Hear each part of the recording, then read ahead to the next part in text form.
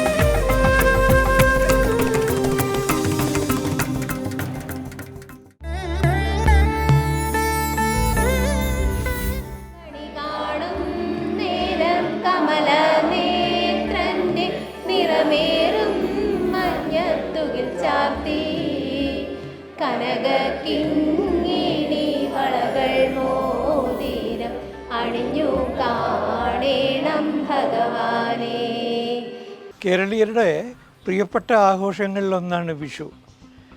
എല്ലാവർക്കും അറിയാവുന്നതുപോലെ അത് കാർഷിക ഉത്സവം കൂടിയാണ്. നമ്മളൊക്കെ വിഷു എന്ന് പറയുമ്പോൾ പെട്ടെന്ന് ഓർക്കുന്നത് വിഷുക്കണി കാണുന്നതിനെ പറ്റിയാണ്, വിഷു കൈനീട്ടം കിട്ടുന്നതിനെ പറ്റിയാണ്. പക്ഷെ വിഷുക്കണി എന്ന് പറയുന്നത് എന്താണ്? ചെറിയ ഒരു ഉരുളിയിൽ വെച്ചിരിക്കുന്ന കണികൾ. അതെന്താണ്? കാർഷിക ഉൽപ്പന്നങ്ങളാണ്. അപ്പോൾ കർഷകർക്ക് ലഭിക്കുന്ന ഒരു അംഗീകാരമാണ് വിഷു ആഘോഷം എന്ന് പറയുന്നത്. ആ കർഷകർക്ക് ലഭിക്കുന്ന ഒരു ആശംസയാണ് വിഷുവിൻ്റെ ചടങ്ങുകളിലെല്ലാം പ്രതിഫലിക്കുന്നത്.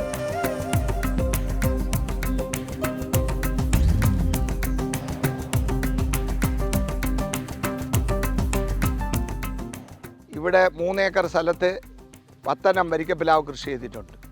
150ഓളം മൂട് വരിക്കപ്പിലാവ് കൃഷി ചെയ്തിട്ടുണ്ട്. ഇതിൻ്റെ കളയെല്ലാം ഈ വിഷുവിന് കണിവയ്ക്കാൻ വേണ്ടി കള പറിക്കും. അതോടൊപ്പം 150 മൂട് വരിക്കമാവുമുണ്ട്. റബ്ബർ മുറിച്ചു മാറ്റിയാണ് ഈ കൃഷി ചെയ്തിരിക്കുന്നത്. 7 വർഷമായി. അതാണ് ഇത്തവണ വിഷുവിന് കാഴ്ചയായിട്ട് പറയുവാനുള്ളത്.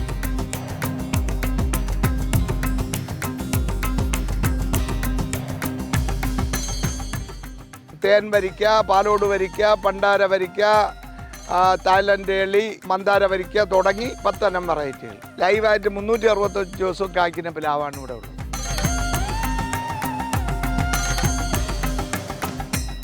എല്ലാ കാലത്തും വിഷുവിന് ഒഴിവാക്കാൻ പറ്റാത്ത ഒരു വിഭവമാണ് ചക്ക. 365 ദിവസവും ചക്ക കിട്ടുന്ന സ്ഥലമാണ് കാട്ടാക്കട ഓണംകോടുള്ളത്. ഇത് പാലോട് വരിക്കയാണ്. പാലോട് മേഖലയിൽ അവിടെ പ്രാദേശികമായിരുന്ന വളരുന്ന ചക്കയാണ്. ഇത് 10-15 കിലോ വരും. നല്ല സ്വാദിഷ്ടമായ കട്ടി കുറഞ്ഞ ചുളയുള്ള ചവടി കുറവുള്ള ചക്കയാണ്. 20 കിലോയോളം വെയിറ്റ് കിട്ടുന്നതാണ്. അതുപോലെ മറ്റ് വെറൈറ്റികളും ഇവിടെ കൃഷി ചെയ്തിട്ടുണ്ട്. ഇത് കണി വയ്ക്കാൻ വേണ്ടി ഇതിൻ്റെ കളച്ചക്ക ഒടിച്ചു വയ്ക്കുകയും മറ്റത് പഴത്തിന് വേണ്ടി ഉപയോഗിക്കുകയും ചെയ്യും. ഈ പ്ലാവ് കൃഷി ചെയ്തിട്ട് 7 വർഷമായി. 3ാമത്തെ വർഷം തൊട്ട് കാച്ചു തുടങ്ങി. ഇത് 7ാമത്തെ വർഷമാണ്. എല്ലാം നമ്മുടെ നാട്ടിൻപുറങ്ങളിൽ നിന്ന് പ്ലാവ് അന്യമായി പോകുന്നിടത്ത് 150ഓളം തിരുവനന്തപുരം ജില്ലയിൽ തന്നെ 150ഓളം മൂട് പ്ലാവ് സംരക്ഷിക്കുന്ന ഒരു സ്ഥലമെന്ന് പറഞ്ഞാൽ ഈ കാട്ടാക്കടയിലെ ഓണംകോട് ആണ് ഈ പ്രദേശം. അത് പരിപാവനമായി അതിനെ കാത്തു സൂക്ഷിക്കുന്നു.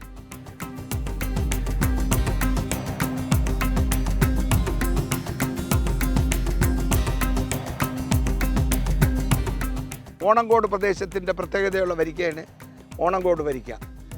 ആ പ്രത്യേകത വരിക്കയ്ക്ക് അകത്ത് ചുവന്ന ചുളയാണ്. ചുവന്ന ചുളയും അതുമായിട്ടുള്ള സോഫ്റ്റായ മണലും. അത് നല്ല കൊച്ചുങ്ങൾക്ക് വരെ കഴിക്കാൻ പറ്റുന്ന ചക്കയാണിത്.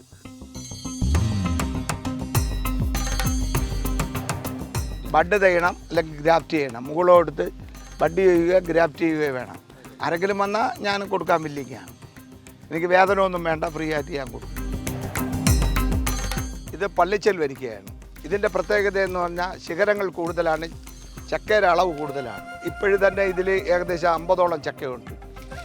അതാണ് പള്ളിച്ചൽ വരിക്കയുടെ പ്രത്യേകത. അത് പ്രാദേശികമായി നല്ല വിളവ് കിട്ടുന്ന ഇനങ്ങൾ നോക്കിയാണ് സെലക്ട് ചെയ്തിരിക്കുന്നത്. പള്ളിച്ചൽ വരിക്ക നല്ല ടേസ്റ്റാണ്.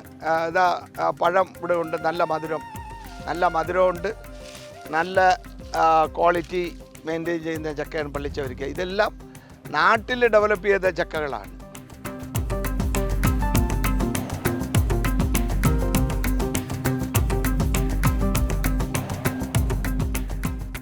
ഇനി നമ്മൾ പരിചയപ്പെടാൻ പോകുന്നത് കാട്ടാക്കട വരിക്കയാണ്. ഈ വരിക്കയുടെ പ്രത്യേകത എന്ന് വെച്ചാൽ ഉയരത്തിൽ മണ്ടേക്കാറുണ്ട്, ശിഖരങ്ങളെടുക്കും, അതിൻ്റെ മൂട്ടിൽ നിന്ന് കാ പിടിക്കും. അത് ഉരുളൻ ചക്കയാണ്. ഇത് കുറച്ച് വൈറ്റ് കളറാണ്. ഇതിൻ്റെ ചുളയെന്ന് പറയുന്നത് കുറച്ച് വൈറ്റ് കളറാണ്, എന്നാൽ നല്ല സ്വാദാണ്. ഇത് പുഴുങ്ങി കഴിക്കാനും കൊള്ളാം, പഴമായിട്ട് കഴിക്കാനും കൊള്ളാം. ഒരു വർഷത്തിൽ 4 പ്രാവശ്യം കായ്ക്കും. ഇതാ മൂട്ടിൽ തന്നെ കാച്ചി കിടപ്പുണ്ട്. ഇതാണ് ഇതിൻ്റെ പ്രത്യേകത. നടുമ്പോഴത്തേക്ക് ഒരു കുഴി 2 കോൽ താഴ്ത്തി കുഴി എടുത്തതിന് ശേഷം 5 കുട്ട ചാണ, അതിൽ കുറച്ച് സോയിൽ റിച്ച് വിട്ട് മണ്ണ് മൂടി തൈ നടുന്നു. ഓരോ വർഷവും 1 കിലോ വെച്ച് സോയിൽ റിച്ചും കാർബൺ എണ്ണ ഇട്ട് കൊടുക്കും, കാർബണും. അത് കഴിഞ്ഞിട്ട് ചക്ക കുരുടൊന്നും വരാതിരിക്കാൻ ബോറോണും കൊടുക്കും 250 ഗ്രാം. അതുകൊണ്ടാണ് ബോറോൺ കൊടുക്കുന്നതുകൊണ്ടാണ് ഇവൻ ഇതാ ഉരുണ്ടിരിക്കുന്നത്. ബോറോൺ കൊടുക്കണമുണ്ട്. ഇത് 10 കിലോ വരും. ഇത് മന്ദാര വരിക്കയാണ്. ഇതിൻ്റെ പ്രത്യേകത കൂടുതൽ മൂട്ടിലാണ് ചക്ക കായ്ക്കുന്നത്, മണ്ടയിലല്ല, മൂട്ടിൽ. അതിൻ്റെ പ്രത്യേകത എന്താണെന്ന് ഒരു ചക്ക കട്ട് ചെയ്ത് കാണിക്കാം.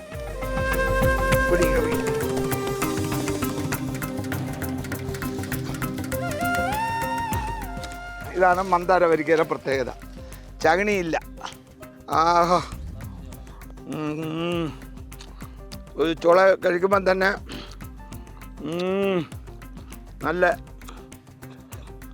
മധുരം.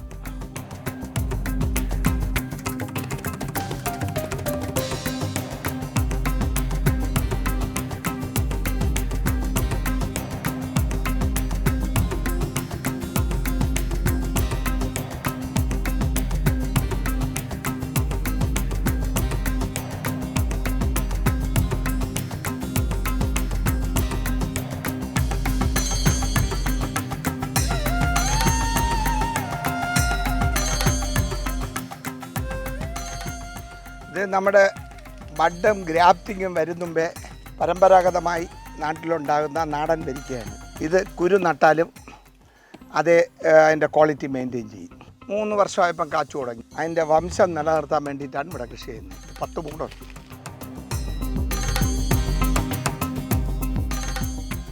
തേൻ ഇങ്ങനെ ചക്കയിൽ നിന്ന് ഊർന്നു വരും. തേനിൻ്റെ രുചിയുള്ളതുകൊണ്ട് അതിന് തേൻ വരിക്കാം. ഇത് ഒരു സീസണിൽ 2-3 പ്രാവശ്യം ടേണിൽ ഇത് കായ്ക്കും. ഒരു എനിക്ക് തന്നെ 10-15 ചക്ക, 100ഓളം ചക്ക കായ്ക്കും. 100ഓളം ചക്ക ഒരു പ്ലാവിൽ. 7 വർഷമായിട്ട് എല്ലാ പ്ലാവും മാറി കാച്ചുകൊണ്ടിരിക്കുന്നത്. 150 മൂടിൽ ശരാശരി 70-80 മൂട് എപ്പോഴും കായ്ക്കും. എന്ന് വന്നാലും ചക്കയുണ്ട്. 365 ദിവസവും. ഇത് ചെമ്പരത്തി വരിക്കയാണ്. ഈ ചെമ്പരത്തി വരിക്കയുടെ വരുന്ന ചവണി കുറവാണ്, ചുള ചുവപ്പാണ്, ചുവന്ന കളറാണ്. പിന്നെ നിറച്ച് ചുളയുണ്ട്. അത് ധാരാളം കൂടുതലായിട്ട് കായ്ക്കില്ല, എന്നാലും ശരാശരി ഒരു പ്ലാവിൽ 10-30 എണ്ണം കായ്ക്കും. ഇത് വർഷത്തിൽ മറ്റതൊക്കെ 2 പ്രാവശ്യം കായ്ക്കും, 3 പ്രാവശ്യം കായ്ക്കും. ഇത് വർഷത്തിൽ 2 പ്രാവശ്യം കായ്ക്കും.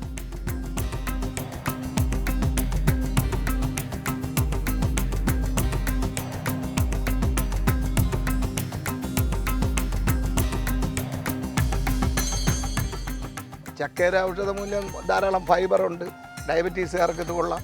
ഇതിപ്പോൾ ഈ ചക്ക ഇതിനെ പൗഡറാക്കി, ചുള വെയിലത്ത് ഉണക്കി പൗഡറാക്കി നമ്മളെ ഭക്ഷ്യവസ്തുക്കളിലൂടെ നമ്മൾ ചായ കുടിക്കുമ്പോഴും നമ്മൾ ദോശ ഇടുമ്പോഴും പുട്ടിലും കൂടെ 1 സ്പൂൺ പൗഡർ ഇട്ട് കഴിക്കുന്നുണ്ട്. ഫൈബറിൻ്റെ അളവ് കൂടുതലുള്ളതുകൊണ്ട് ആമാശയ സംബന്ധമായ ഒരു രോഗവും വരില്ല. പിന്നെ നല്ല പ്രോട്ടീനുണ്ട്.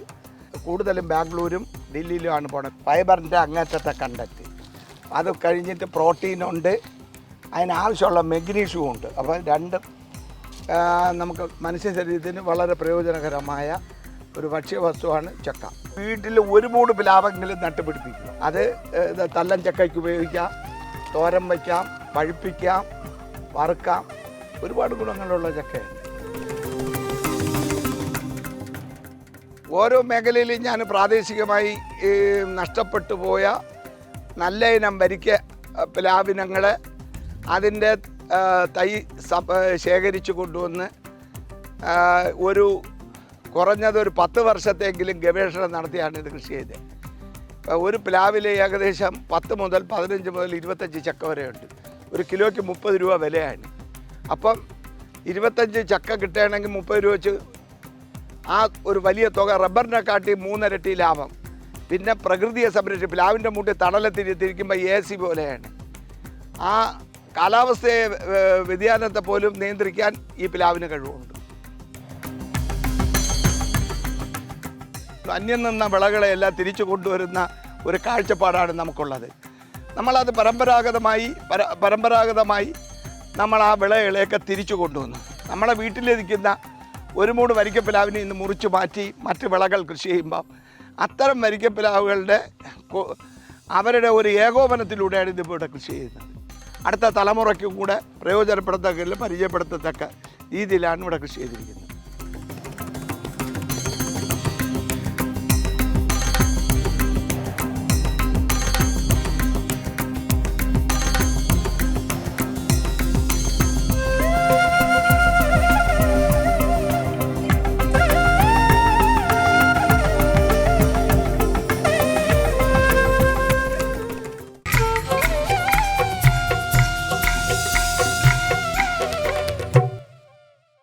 സമൃദ്ധിയുടെ ഉത്സവമാണ് വിഷു. ഓരോ വിഷുക്കാലവും കർഷകർക്ക് പ്രതീക്ഷയുടെ നാളുകളാണ്. വ്യത്യസ്തമായ വിളകൾ പരീക്ഷിച്ചുകൊണ്ട് വർഷം മുഴുവനും വിളവ് ലഭിക്കുന്ന രീതിയിലാണ് നമ്മുടെ കർഷകർ കൃഷി ചെയ്യുന്നത്.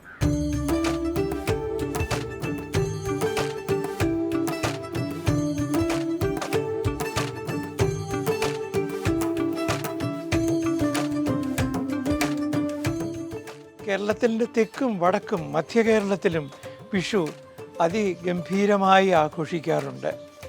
നമുക്കൊരു 11-ാം നൂറ്റാണ്ട് മുതൽ വിഷു ആഘോഷിച്ചിരുന്നു എന്നുള്ളതിന് തെളിവുകൾ ഉണ്ട്. പഴയ കാലത്ത് 2 വിഷു ഉണ്ടായിരുന്നു, മേടവിഷുവും തുലാമാസത്തിലെ വിഷുവും. ഇപ്പോൾ അതിൽ തുലാമാസത്തിലെ വിഷു അപ്രസക്തമാവുകയോ അത് അപ്രശസ്തമാവുകയോ ചെയ്തു. മേടവിഷുവാണ് ഇപ്പോഴും അവശേഷിക്കുന്നത്.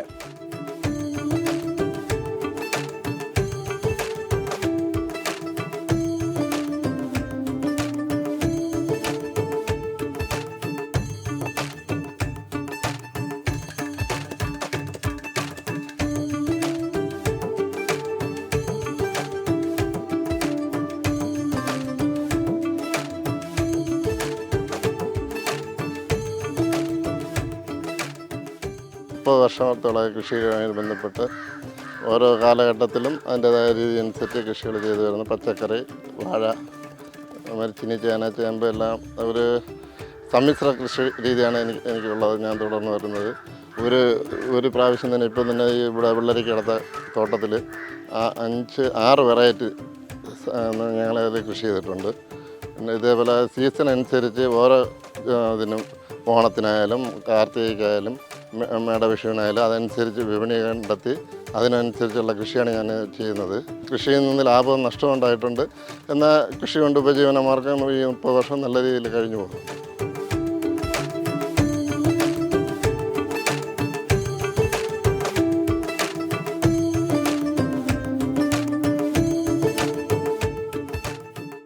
ഞങ്ങളുടേതൊരു കർഷക കുടുംബമാണ്. വിഷു ആകുമ്പോൾ ഞങ്ങൾ അതിന് വേണ്ടിയിട്ടുള്ള കൃഷികളാണ്. വെള്ളരി, പടവലം, കണിവെള്ളരി, കണിമത്ത, അങ്ങനത്തേതായ കുറേ കൃഷികളാണ്. അപ്പോൾ നമുക്ക് ആ വിഷുവാണ് ഒരു ബിസിനസ്സിൻ്റെ ഒരു പ്രതീക്ഷയുള്ളത്. എല്ലാ വർഷവും വിഷു ആകുമ്പോൾ ഞങ്ങൾക്ക് ഈ വെള്ളരി മാവ് കായ്ക്കും. ഇത് വെള്ളരി മാവാണ്. ഇത് മാർക്കറ്റിൽ വിഷുവിന് കണിക്കൊന്നരോട്ടത്തിൽ കൊത്തോടുകൂടി കൊടുക്കുമ്പോൾ 30-35 രൂപയോളം ഈ 2 മാങ്ങയും കൊത്തോടുകൂടി കൊടുക്കുമ്പോൾ ഞങ്ങൾക്ക് കിട്ടും.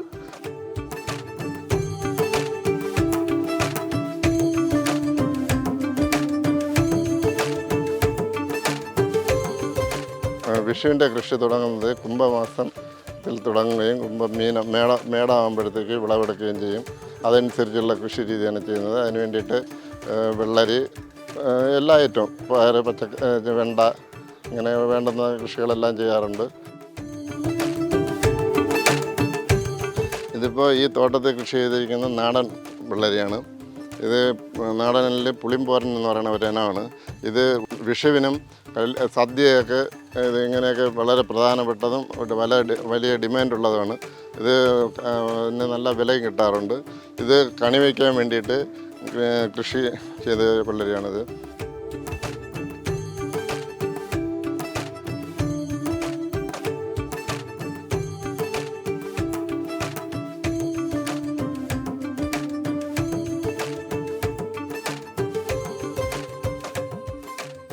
ബാലരാമപുരം മാറനല്ലൂരിലെ എരുത്താവൂർ ഏലായിലാണ് ഞങ്ങൾ കൃഷി ചെയ്യുന്നത്. പിന്നെ ഞാനും എൻ്റെ അനിയനും കൂട്ട് കൃഷിയാണ് ചെയ്യുന്നത്. അനിയൻ്റെ ചുമതല കൃഷി ചെയ്യുകയും അതിൻ്റെ അനുബന്ധ കാര്യങ്ങൾ ചെയ്യുക എന്നുള്ളത്. എനിക്ക് വിപണിയിൽ സാധനങ്ങൾ എത്തിക്കുകയും ആവശ്യമായ വളങ്ങൾ ഞാൻ സംഭരിച്ചു കൊണ്ടുവരിക, അതാണ് എൻ്റെ ജോലി. കൃഷിന് വേണ്ടിയിട്ട് കൃഷി ചെയ്തിരിക്കുന്നത് നേരത്തെ പറഞ്ഞതായ വെള്ളരി ഇതാണ്. ഇതിന് ഞങ്ങൾ ഉപയോഗിക്കുന്നത്, വളമായിട്ട് ഉപയോഗിക്കുന്നത് ചാണകപ്പൊടിയും കോഴിക്കാരവുമാണ്. നട്ട് വയ്ക്കുമ്പോഴത്തേക്ക് ചാണകപ്പൊടി ഇടുകയും അത് ഒരു 25 ദിവസമൊക്കെ ആകുമ്പോഴത്തേക്ക് കോഴിക്കാരമായിട്ട് മണ്ണടച്ചു കൊടുക്കും. 45 ദിവസമൊക്കെ ആകുമ്പോൾ ഇതേപോലെ പിഞ്ചാവും. 60 ദിവസമൊക്കെ ആകുമ്പോൾ അടത്ത് തുടങ്ങാൻ തുടങ്ങും. 90 ദിവസം വരെ നിലനിൽക്കും. ഇതിപ്പോൾ വിഷുവിന് വേണ്ടിയിട്ട് ചെയ്ത് നല്ല നിറമാവും. ചെറിയ സൈസ് വെള്ളരിയാണിത്.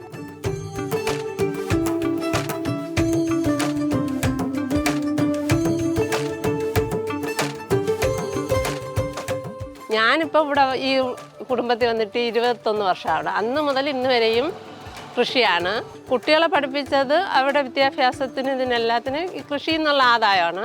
പക്ഷെ നഷ്ടമുണ്ട്. എന്നാലും നമ്മൾ ഇത് വിട്ടിട്ട് ഇതുവരെയും പോയില്ല.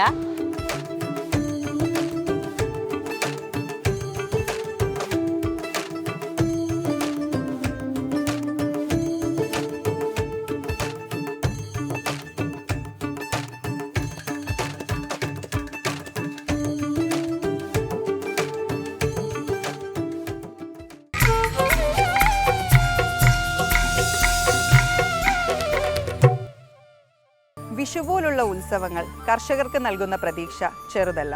എങ്ങോ നഷ്ടപ്പെട്ട കാർഷിക സമ്പന്നത തിരിച്ചു പിടിക്കാനായി പ്രയത്നിക്കുകയാണ് നമ്മുടെ ഓരോ കർഷകരും.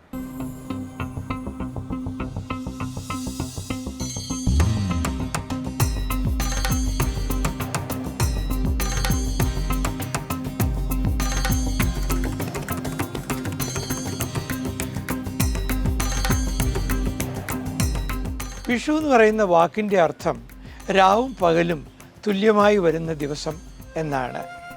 വിഷു വാസ്തവത്തിൽ കേരളത്തിൽ മാത്രമല്ല ആഘോഷിക്കുന്നത്. ആ പേരിൽ തന്നെ ആഘോഷിക്കുന്ന വേറെയും സംസ്ഥാനങ്ങളുണ്ട്. ആസാം ഉദാഹരണമായി ഓർമ്മയിൽ വരികയാണ്. ആ വിഷു എന്നുള്ള വാക്കിന് പകരം അവിടെ അസാമീസ് ഭാഷയിൽ ബിഹു എന്നാണ് പറയുന്നത്. ഈ രണ്ട് വിഷുവും അതുപോലെ രണ്ട് സംക്രമങ്ങളും ആസാമീസ് ജനത ആഘോഷത്തോടെയാണ് കൊണ്ടാടുന്നത്. മറ്റ് ചില സ്ഥലങ്ങളിൽ അത് യുഗാദി എന്നുള്ള പേരിൽ, ഉഗഡി എന്നുള്ള പേരിൽ, ബൈസാഖി എന്നുള്ള പേരിൽ എല്ലാം ആഘോഷിക്കുന്നുണ്ട്. ചുരുക്കി പറഞ്ഞാൽ ഇന്ത്യയിലുടനീളം ആഘോഷിക്കുന്ന ഒരു കാർഷികോത്സവമായിട്ട് വേണം നമ്മൾ ഈ വിഷുവിനെ കാണേണ്ടത്.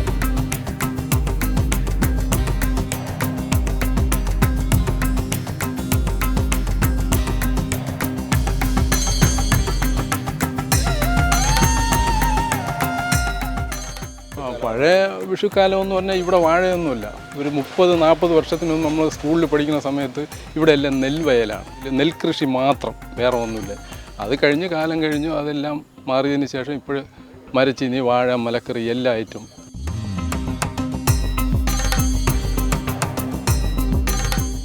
അപ്പോൾ നമ്മളിവിടെ പ്രധാനമായിട്ടും കൃഷി ചെയ്യുന്നത് ഏത്തവാഴയാണ്. ഏത്തവാഴയും പ്രത്യേകിച്ച് വിഷുവിനൊക്കെ വന്നിട്ട് നമ്മൾ മലക്കറി ഐറ്റങ്ങളെല്ലാം ഇവിടെ ചാണകപ്പൊടി ചേർത്തും ജൈവ വളങ്ങൾ ഉപയോഗിച്ചുള്ള കൃഷികളാണ്. വീട്ടാവശ്യത്തിന് വേണ്ടിയുള്ളതാണ് എല്ലാം. നമ്മൾ രാസവളങ്ങളൊന്നും ഇവിടെ ഉപയോഗിക്കില്ല. രാസവളം ഇടേണ്ട ആവശ്യമില്ല ഈ മണ്ണിന്.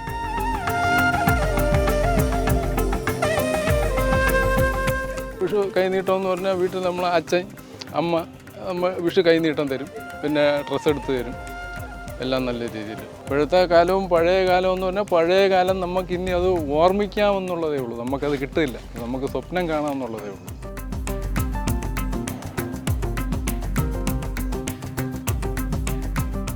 എനിക്ക് ഈ കൃഷിയിൽ വളരെയേറെ താല്പര്യമുള്ളതുകൊണ്ട് ഞാൻ എന്നും ഇവിടെ വന്ന് ജോലി ചെയ്യാറുണ്ട്. എൻ്റെ പൂർവികരായിട്ട് ഇങ്ങനെ കൃഷിക്കാരാണ്, അതുകൊണ്ട് അത് ആ ഒരു തലമുറയിൽ നിന്ന് കൃഷി മാറാതിരിക്കാൻ വേണ്ടിയിട്ടാണ് എൻ്റെ അച്ഛൻ ഇത് തുടർന്ന് വരുന്നത്. അപ്പോൾ ഇനി ഞാനും ഇത് തന്നെ ഇനി കൃഷിയായിരിക്കും. എനിക്ക് ആ ഒരു അഡീഷണൽ ഇൻകം ഉണ്ടെങ്കിലും ഞാൻ ഈ കൃഷിനെ തന്നെ ആശ്രയിക്കും. ഇനി എൻ്റെ അടുത്ത തലമുറയ്ക്ക് കൃഷി പറഞ്ഞു കൊടുക്കുന്നത്.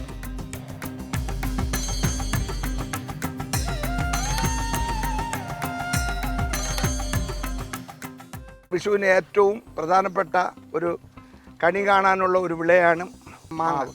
ഇവിടെ 150 മൂട് മാവ് കൃഷി ചെയ്തിട്ടുണ്ട്. ഇത് കോട്ടുകുണം വരിക്കയാണ്.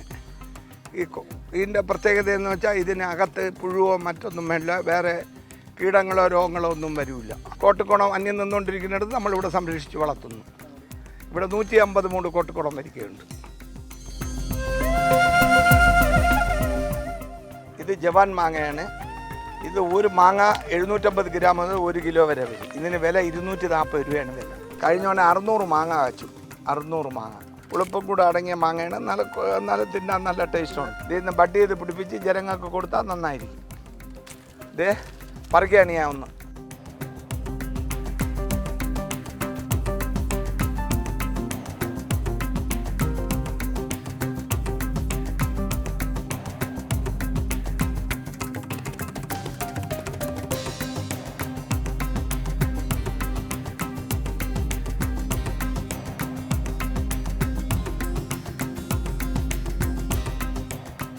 ഇത് തായ്ലൻഡ് ഏളിയാണ്. തായ്ലൻഡ് ഏളിയാണ് ഈ പ്ലാവിൻ്റെ ചക്കയിൽ. തായ്ലൻഡ് ഏളി ഇത്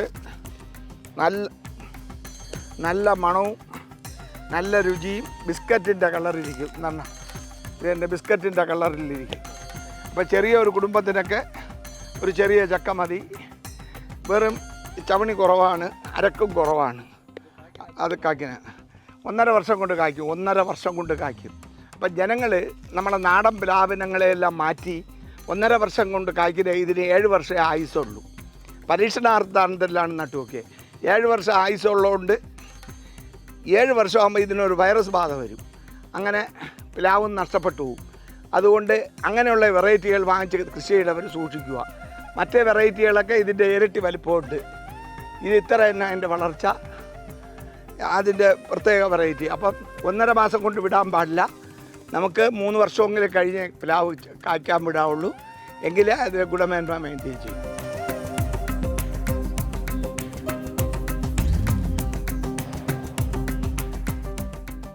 കാർഷിക വിഭവങ്ങൾ കണി കണ്ടുകൊണ്ട് ആ കണി കാണുന്നത് അമ്മ പൂജാമുറിയിൽ ചക്ക, മാങ്ങ, വെള്ളരിക്ക, പഴം, മറ്റ് വിഭവങ്ങൾ തേങ്ങ ഉൾപ്പെടെ വച്ച് ഉരുളിയിൽ വച്ച് നമ്മളെ കണ്ണ് പൊത്തി കൊണ്ടുവന്ന് കണി കാണിക്കും. അടുത്ത് കൃഷി ചെയ്യാനുള്ള ഊർജം കിട്ടുന്നത് ആ കണി കാണുന്നതിലുള്ളതാണ്. അത് ഒരു പുതുയുഗപ്പിറവിയാണ് നമുക്ക് അതിൽ കൂടെ കാണാൻ കഴിയുന്നത്. വിഷുവിന് പ്രായമായവർ നമുക്ക് ദക്ഷിണ തരും കാണിക്കുന്ന.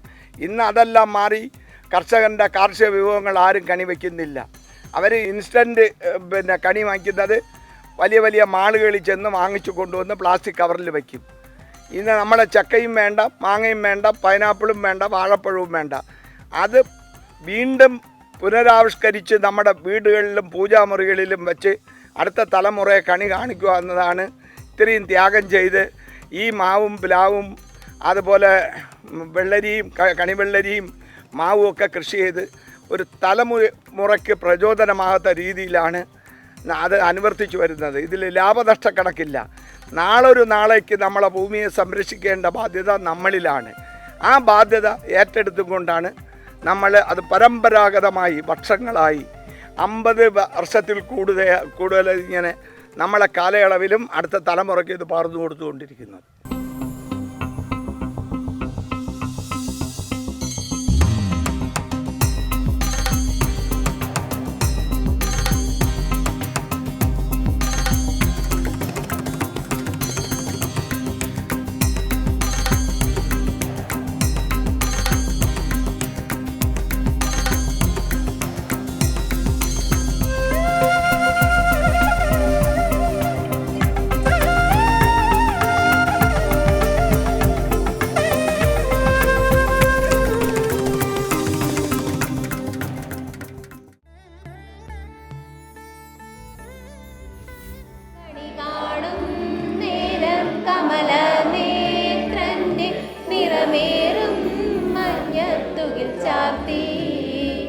കനകക്കിങ്ങിണി വളകൾ മോതിരം അണിഞ്ഞു കാണേണം ഭഗവാനേ.